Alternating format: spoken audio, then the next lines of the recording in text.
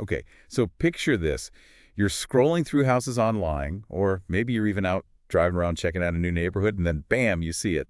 That house that makes you stop and stare. That's curb appeal in action, that instant wow factor that makes a property stand out. And that's exactly what we're going to deep dive into today, why your front yard is like the VIP to first impressions, and why even some of those like crazy, gorgeous custom homes totally miss the mark. Yeah, it's kind of wild, right? We'd think with all that money and design expertise they'd nail the front yard too, but sometimes it's like an afterthought.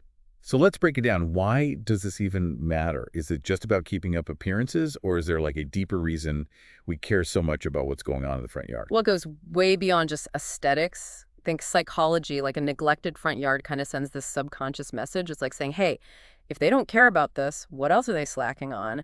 And then that doubt starts to creep in. Oh, that's so true. You start questioning the whole property, like maybe those fancy finishes are hiding some shoddy work underneath. Exactly. It's like wearing an amazing suit with mismatched shoes. Your brain just can't help but notice that something's off. I love that analogy. Makes total sense.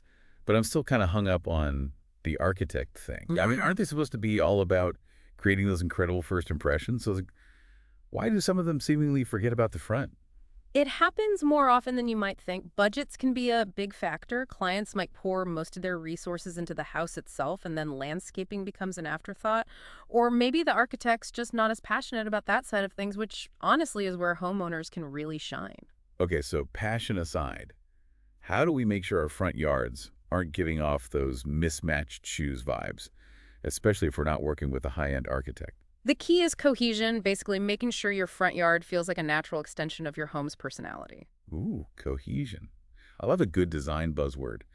But what does that actually look like in practice? Think of it this way, a sleek modern home wants a different vibe than, say, a cozy cottage, right?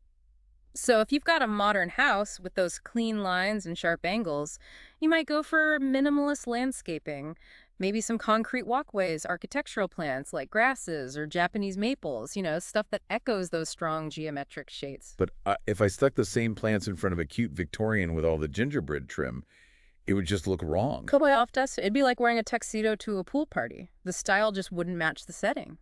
Each architectural style has its own kind of language, and the front yard should speak the same dialect. This is making so much sense. Okay. So we've got style matching down. What about lighting? I feel like that's a huge part of curb appeal, especially at night, but it's often overlooked. Lighting is huge. It's not just about visibility. It's about creating atmosphere and highlighting those architectural features you love. Think uplighting a beautiful tree or using path lights to guide you and your guests safely and stylishly. Yeah, speaking of path lights, I recently added some to my own walkway, and it's amazing what a difference it makes coming home at night. Suddenly, it feels so much more welcoming and intentional. Exactly. And that's the magic of good design. It's about going beyond just the surface. It's about the feeling, the experience. And with curb appeal, that feeling translates into real value, both financially, because a well-designed front yard can boost your home's value, but also that emotional value of loving where you live and feeling proud of the space you've created. So to wrap things up, it's clear that front yard design is more than just making things look pretty. It's about elevating your entire property and your experience of it. So for everyone listening out there, I challenge you to think of one small change you can make this weekend to boost your own curb appeal. Maybe it's adding a pot of flowers or finally tackling that overgrown shrub, or even just taking a walk around your neighborhood and noticing what other people are doing to make their front yard stand out. Sometimes the smallest tweaks can make the biggest difference. Absolutely. Even just paying attention to how the light hits your house at different times of day can spark inspiration.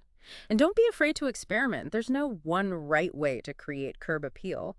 It's all about expressing your personal style and making your home a reflection of you. Great advice. So until next time, happy designing, everyone.